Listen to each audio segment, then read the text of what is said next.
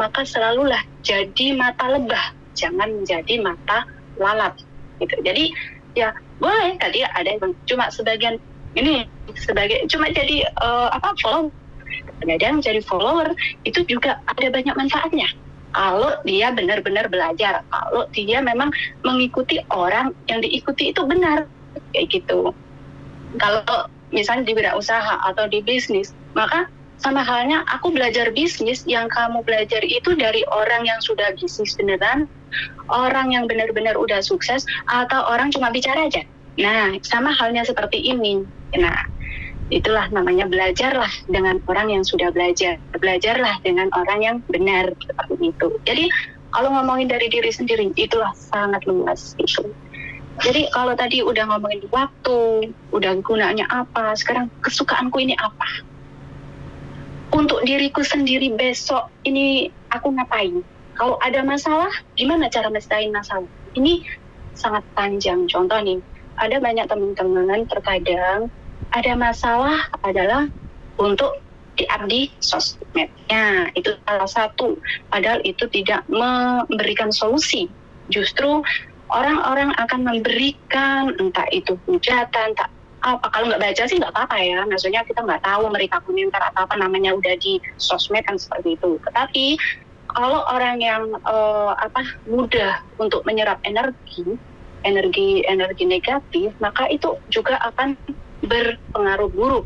Sedangkan kata-kata yang udah kita ucapkan, maka sebagian besar bisa jadi terjadi atau justru akan menghalangi diri kita sendiri. Nah, di sini mungkin agak sulit ya diterima hal ini, tetapi ada filosofi atau kata-kata bijak yang bahwa manusia itu hidup sesuai apa yang dipikirkan, sesuai dengan pikirannya. Menurut saya percaya dengan hal itu. Nah, ini dia. Makanya bagaimana kita menentukan pikiran, bagaimana sih pikiran kita ini diolah dalam satu hari itu lebih dari 60.000 pikiran kita, ya enggak? Kita sendiri mungkin tadi mikirin gimana sih berangkat kerja atau bangun tidur, terus habis itu inget di YouTube, inget tadi yang apa yang lihat apa, inget ini macam-macam kan. Terus sebentar lagi udah ganti slide lagi, seperti itu kan. Nah, inilah kalau kita memiliki kesadaran, kalau kita sudah mengenali diri kita sendiri, wah aku ngapain mikir ini, aku akan kembali, akan pikirkan gimana ya aku belajar lebih baik, bagaimana ya aku mendapatkan omset, bagaimana ya aku mendapatkan income tambahan. Tentu dia akan kembali untuk belajar.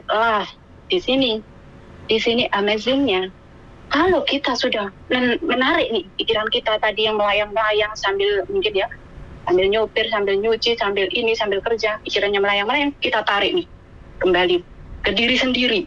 Jadi kita itu ada di dalam diri kita sendiri, itu yang pertama. Makanya kan banyak kan kalau kita bilang, kok kayak ada orang ngelamun, kayak orang matanya melihat ke sini tapi pikirannya kosong. Sebenarnya pikirannya itu nggak tahu, dia ada nggak sih, ngerasa nggak sih. Saat bicara itu sebenarnya ngerasakan nggak bibir ini bicara gitu. Saat bicara itu dengar nggak kata-kata ini kedengaran dari hati, dari telinga ini ke hati terasa nggak? Lah, ini salah satunya. Kalau sudah mengenali diri kita sendiri ini sebagian kecil aja ya, maka apapun itu sudah nggak ada di bawah kontrol. Walaupun follower atau yang diikutin itu bagi saya adalah penting. Kenapa? Karena manusia itu adalah satu, makhluk sosial. Dua, manusia itu memiliki akal dan pengetahuan yang sangat terbatas. Gitu. Tetapi manusia itu sudah didesain sebagai makhluk sosial, yang mana satu sama yang lain itu memang gunanya untuk belajar, saling belajar. Nggak ada manusia yang sempurna dan nggak ada manusia yang bodoh. Nah, dan setiap manusia memiliki potensi diri masing-masing. Lah dari potensi itu bagaimana kita tahu ya? Dengan belajar. Dengan belajar, nggak ada namanya aku nggak bakat ini, aku nggak bakat itu, nggak ada. Yang ada kamu mau belajar. Itu aja sih sebenarnya gitu. Jadi kalau ngomongin tentang menyelesaikan diri sendiri itu sangat luas ya Pak Sandro. Jadi mungkin bisa dilanjut untuk di sesi-sesi berikutnya. Saya akan ngobrol dan saya senang banget. Tapi dengan keadaan waktu yang sudah terbatas, setidaknya obrolan ini saya rasa penting untuk diri saya sendiri ataupun untuk teman-teman. Karena apa? Dengan mengetahui diri kita sendiri, kita bisa menyelesaikan masalah-masalah yang ada di diri kita. Ini contoh ya. Contoh adalah sebagian besar teman-teman yang dialami. Contoh, misal di keluarganya itu membutuhkan uang atau dana. Dan sedangkan teman-teman memiliki gaji di Hong Kong atau di manapun, itu dikasihkan keseluruhannya, bisa lagi diturutin, atau mungkin anaknya saudara, nggak apa-apa lah, yang penting anakku happy, nggak apa-apa, inilah, itulah, sehingga mengorbankan dirinya. Sedangkan uang itu tidak bisa menyelesaikan dengan cara, ya nggak apa-apa, itu tadi, nggak bisa diselesaikan dengan itu. Justru, kalau misalnya yang sebagai BMI itu adalah ibu-ibu dan meninggalkan putra-putrinya di Indonesia yang masih di masa pendidikan, katakan dari 18 ke bawah ya. Kalau dengan cara itu artinya itu membunuh kebahagiaan mereka. Justru itu membunuh kekuatan mereka. Justru membunuh mental mereka. Kenapa? Karena dengan cara-cara yang itu, bisa jadi gini, sebagai orang tua akhirnya bisa mengajari bagaimana memanage keuangan, itu satu. Jadi nggak ngelosin. Nah, ini satu. Kalau diri selesai, ada juga yang gini, nggak apa-apa lah, memang aku kerja tujuannya untuk anak. Nggak, uangnya habis, iya kan? Karena nggak tegaan. Lah, di sini ya tadi, kalau sudah selesai dengan dirinya sendiri, ada kata positif dan negatif. Terkadang kita nggak harus berkata positif dengan hal-hal yang negatif. Hal-hal negatif itu adalah satu, bisa menghancurkan diri kita sendiri. Contoh nih, nggak apa-apa, mumpung aku masih kerja, nggak apa-apa, nanti kan saudaraku kalau sakit gimana kalau kita bandingin gini. Aku akan mengumpulkan uangku dan aku akan belajar untuk investasi diriku sendiri. Investasi belajar artinya menanam ke ilmu pengetahuan.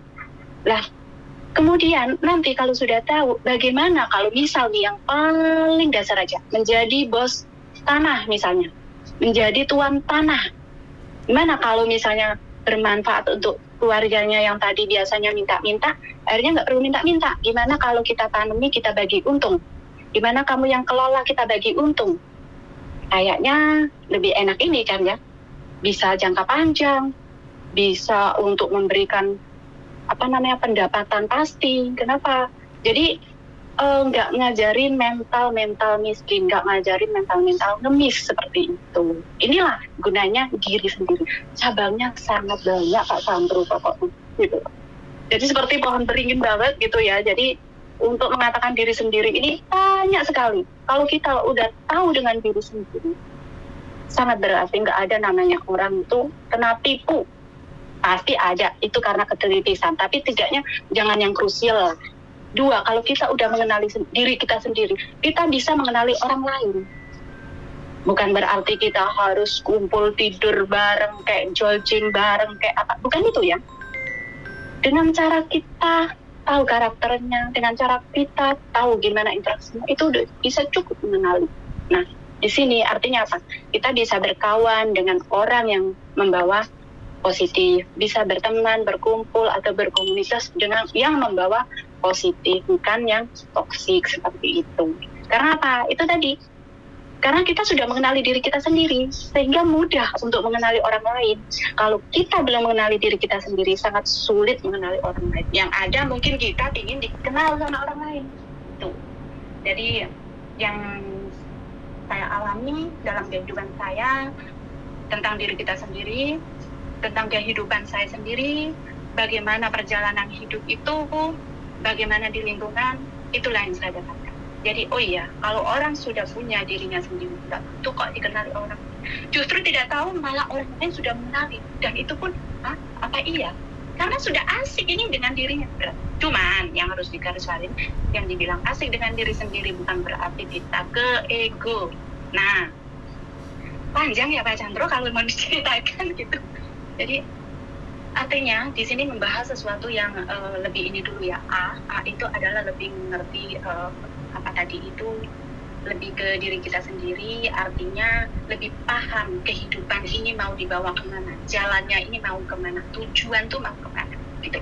Walaupun contoh nih, katakan menjadi pengusaha, jadi bisnis, wirausaha atau apa gitu, tujuannya itu utama apa sih? Tujuan yang paling akhir itu apa? Kebahagiaan, kedamaian. Tentu seperti itu. Tapi kebanyakan orang akan misalkan mengejar uang, omset, dan lain-lain. Nah, ini kan ranah dari tadi yang awalnya dari waktu gimana ngejar omset udah beda, tingkatannya udah beda. Karena kalau sudah mengenali diri sendiri dan tingkatan ini, dia akan berwirausaha lagi. Sebentar ya.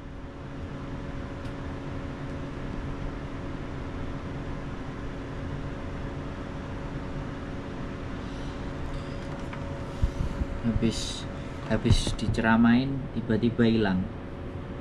Habis saya diceramain tiba-tiba hilang teman-teman. Ya begitulah, ya nggak apa-apa, namanya juga kesibukan, jadi nggak ada masalah, no problem. Jadi hari ini saya tadi diceramain, padahal sebenarnya awalnya adalah dia bertanya bagaimana supaya punya bendera sendiri, semuanya bisa berjalan sendiri. Loh, kenapa dia? Apa jawabannya? HP-nya kepanasan. Jadi kalau dia ngomong katanya putus pak, HP-nya hit, kepanasan. Iyalah, kalau cuman bahas teori ya banyak orang yang bisa berteori, tapi giliran praktek bingung. It's okay. Dia tanyanya kemana tadi? Tanyanya supaya pingin punya bendera sendiri, malah bahas tentang mengenal diri sendiri kepada saya. Mau saya tanyakan tadi, terus mana Anda mau pingin mendirikan bendera apa, mau mendirikan organisasi apa, mau mendirikan sebuah apa gitu, itu masih belum terjawab. It's okay, intermezzo, nggak apa-apa. Dengerin ceramahnya teman-teman PMI Hong Kong, kita dengerin ceramahnya mereka, sesekali kita yang diceramai. Nggak apa-apa, namanya juga belajar. Saya jadi pendengar setia. Jadi ada nanti juga kalau teman-teman yang mau curhat dan tidak mau dibalesin, ada yang mau dibalesin, bilang aja saya hanya mau curhat, jangan ditanggepin. Nah, nanti saya akan siap mendengarkan. Oke, sehat selalu, terima kasih, bye bye.